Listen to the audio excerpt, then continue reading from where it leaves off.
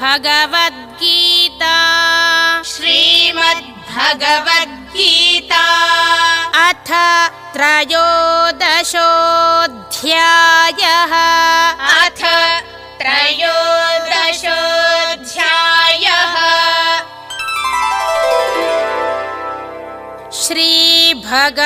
श्रीभगवानुवाच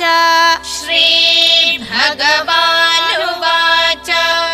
यथा सर्वगतं सौक्ष्म्यात् यथा सर्वगतं सौक्ष्म्यात् आकाशं नोपलिप्यते आकाशं नोपलिप्यते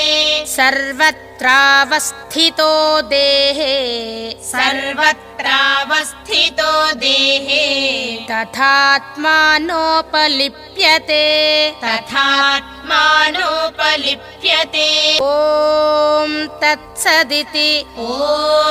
तत्सदिति श्रीमद्भगवद्गीतासु श्रीमद्भगवद्गीतासु उपनिषत्सु ब्रह्मविद्यायां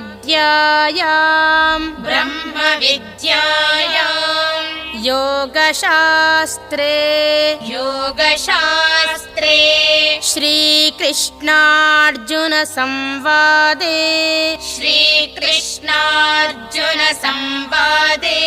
क्षेत्रक्षेत्रज्ञविभागयोगो नाम